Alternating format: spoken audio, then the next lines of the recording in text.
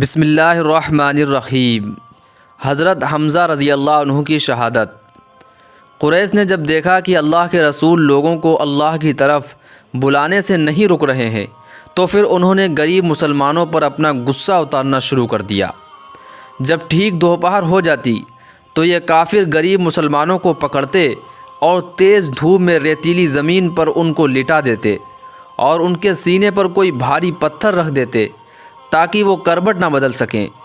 ان کے جسموں پر گرم گرم بالو ڈال دیتے، لوہے کی سریا آگ میں گرم کر کے ان کے جسموں پر چپکا دیتے اور کبھی ان کو پانی میں ڈبو کر بہت دیر تک ان کی سانس روک دیتے۔ مسلمان ان ساری تکلیفوں کو برداشت کرتے لیکن اللہ کے رسول کو نہ چھوڑتے۔ کافر لوگ اللہ کے رسول کو بہت زیادہ پریشان کرتے تھے۔ ایک صاحب روایت کرتے ہیں کہ میں نے دیکھا کہ اللہ کے رسول کعبے میں لوگوں کو اسلام کی دعوت دے رہے ہیں اور کوئی ان کے اوپر مٹی پھینک رہا ہے، کوئی ان پر تھوک رہا ہے اور کوئی ان کے اوپر کوڑا پھینک رہا ہے، کوئی انہیں پیچھے سے دھکا دے رہا ہے، اور اللہ کے رسول کی یہ حالت دیکھ کر سارے کافر زور زور سے کھڑے ہنس رہے تھے۔ اللہ کے رسول پورا دن لوگوں کو اسلام کی دعوت دیتے لیکن کوئی ماننے کے لیے تیار نہیں ہوتا۔ ایک روز اللہ کے رسول صفا پہاڑ پر بیٹھے ہوئے تھے کہ اچانک وہاں ابو جہل آ گیا۔ کافروں میں اللہ کے رسول کا سب سے بڑا دشمن ابو جہل تھا۔ اس نے اللہ کے رسول کو گالیاں دینا شروع کر دیں۔ اللہ کے رسول خاموش بیٹھے رہے، اس کو کوئی جواب نہ دیا۔ جب ابو جہل نے دیکھا کہ محمد مجھے کوئی جواب نہیں دے رہے ہیں تو اس نے ایک پتھر اٹھایا اور اللہ کے رسول کے سر پر مار دیا، جس کی وجہ سے اللہ کے رسول کے سر سے خون بہنے لگا۔ اللہ کے رسول خاموشی سے اٹھے اور کعبے کی طرف چلے گئے۔ آب زمزم سے جا کر اپنے زخم کو دھویا اور پھر اللہ کے سامنے سجدے میں گر گئے اور رونے لگے۔ حضور کے چاچا حضرت حمزہ ابھی اسلام نہیں لائے تھے، وہ اس دن شکار کرنے گئے ہوئے تھے۔ حضرت حمزہ رضی اللہ عنہ جب بھی شکار کر کے شام کو واپس آتے تو بڑے اکڑ کے چلتے۔ اس دن بھی جب وہ مکہ کے اندر داخل ہو رہے تھے تو دو غلام لڑکیوں نے ان سے کہا کہ اے حمزہ، اگر آج تم اپنے بھتیجے محمد کی حالت دیکھ لیتے کہ ابو جہل نے ان کو کیسے مارا تھا تو شاید تم ایسے اکڑ کے نہ چلتے۔ حضرت حمزہ نے ان لڑکیوں سے ساری بات پوچھی تو انہوں نے سب کچھ بتا دیا کہ آج ابو جہل نے تمہارے بھتیجوں کو بہت گالیاں دیں اور پھر ایک پتھر اٹھا کر اس کے سر پر مارا کہ جس کی وجہ سے ان کے سر سے خون بہنے لگا۔ یہ سننا تھا کہ حضرت حمزہ کو بہت تیز غصہ آیا۔ تیر کمان ہاتھ میں لیے سیدھے حرم میں پہنچے۔ ابو جہل اپنے ساتھیوں کے ساتھ حرم میں ایک ٹولی بنائے بیٹھا ہوا تھا۔ حضرت حمزہ نے جاتے ہی اس کے سر پر بہت تیز کمان ماری۔ ابو جہل کا سر پھٹ گیا۔ حضرت حمزہ نے کہا کہ اے جاہل، کیا تم یہ سمجھتے ہو کہ میرا بھتیجا لاوارث ہے، جس کا من کرے وہ اسے گالیاں دے اور مارے؟ ایسا ہرگز نہیں ہوگا۔ اگر دوبارہ تو نے میرے بھتیجے کی طرف نظر بھی اٹھائی تو تیرا بہت برا حال ہوگا۔ اس کے بعد حضرت حمزہ اپنے بھتیجے حضور صلی اللہ علیہ وسلم کو تلاش کرنے لگے۔ حضور صلی اللہ علیہ وسلم اس وقت کعبے کے پاس سجدے میں پڑے ہوئے تھے اور بہت رو رہے تھے۔ حضرت حمزہ ان کے پاس پہنچے اور کہا اے میرے بھتیجے، لیکن اللہ کے رسول صلی اللہ علیہ وسلم نے سر نہ اٹھایا۔ حضرت حمزہ نے دوبارہ کہا اے میرے بھتیجے، اللہ کے رسول نے پھر بھی سر نہ اٹھایا۔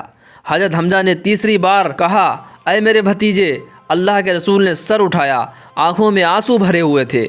حضرت حمزہ نے سر پر ہاتھ رکھتے ہوئے کہا کہ اے میرے بھتیجے، پریشان نہ ہو، میں نے تمہارے دشمن ابو جہل سے بدلہ لے لیا ہے کہ جیسے اس نے تمہیں مارا تھا میں نے بھی اس کا سر پھاڑ دیا ہے، اب تو خوش ہو جاؤ۔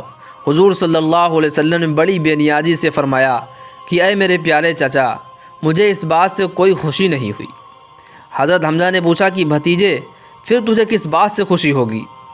اس پر حضور صلی اللہ علیہ وسلم نے فرمایا کہ چاچا جان، اگر آپ اسلام قبول کر لو تو مجھے سب سے زیادہ خوشی ہوگی۔ حضرت حمزہ نے کہا بھتیجے، پھر دیر نہ کر، مجھے ابھی کلمہ پڑھا دو، میں آج ہی مسلمان ہوتا ہوں۔ یہ سن کر حضور کا چہرہ خوشی سے جگمگا اٹھا۔ حضرت حمزہ کے اسلام لانے سے مسلمانوں کو بہت طاقت ملی۔ اب کوئی بھی حضور صلی اللہ علیہ وسلم کو پریشان نہیں کر پاتا تھا۔ ہر ایک حضرت حمزہ سے ڈرتا تھا، کیونکہ حضرت حمزہ ان بہادر لوگوں میں سے تھے کہ جنگ میں ان سے کوئی بھی جیت نہیں پاتا تھا۔ اللہ کے رسول اپنے چچا حضرت حمزہ سے بہت زیادہ محبت کرتے تھے۔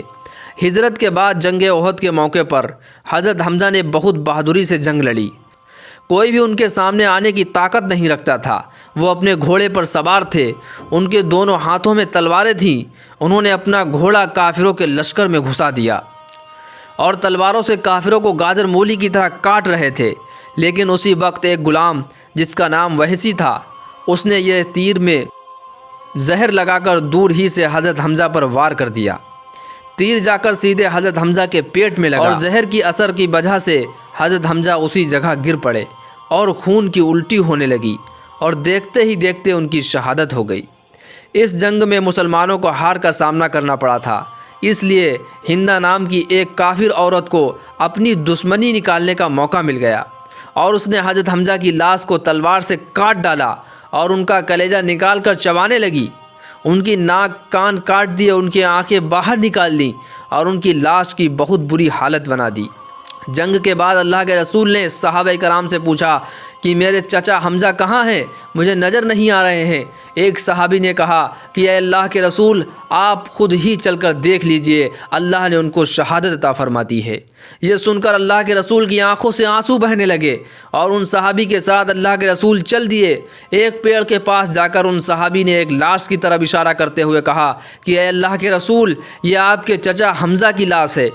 لاش کی اتنی بری حالت دیکھ کر اللہ کے رسول اتنا زیادہ رونے لگے کہ آپ کی ہچکیاں بن گئیں۔ صحابی کہتے ہیں کہ اللہ کے رسول اس دن سے زیادہ کبھی نہیں روئے تھے۔ اور جب حضور صلی اللہ علیہ وسلم نے شہدائے احد کی نماز جنازہ پڑھائی تو ہر شہید کی نماز جنازہ کے ساتھ حضرت حمزہ کی نماز بھی پڑھائی۔ اس لحاظ سے حضرت حمزہ کو یہ اعزاز حاصل ہے کہ 70 مرتبہ آپ کی جنازے کی نماز ادا کی گئی۔ اس واقعے کے 7 سال کے بعد وہی غلام جس نے حضرت حمزہ کو قتل کیا تھا، اللہ کے رسول کے پاس آ کر مسلمان ہو گیا۔ ان کا نام وحشی تھا۔ اللہ کے رسول نے وحشی سے پوچھا، تو نے میرے شیر جیسے بہادر چاچا کو قتل کیسے کیا؟ وحشی نے جواب دیا کہ اللہ کے رسول، حضرت حمزہ جیسے بہادر آدمی کے سامنے تو کسی کو آنے کی طاقت نہیں تھی۔ ان کی تلوار بجلی کی رفتار سے چل رہی تھی، جو بھی ان کے سامنے آتا اس کا مرنا لازمی تھا۔ اس لیے میں نے ایک پتھر کے پیچھے چھپ کر دور ہی سے ایک تیر پر زہر لگا کر ان پر وار کر دیا اور ان کی شہادت ہو گئی۔ دوستو، آپ کو ہمارا یہ ویڈیو اگر اچھا لگا ہے تو ویڈیو کو لائک اور شیئر ضرور کر دیں۔ اسی طرح کے اسلامک ویڈیوز کے لیے ہمارے چینل کو ضرور سبسکرائب کر لیں۔ السلام علیکم ورحمۃ اللہ وبرکاتہ۔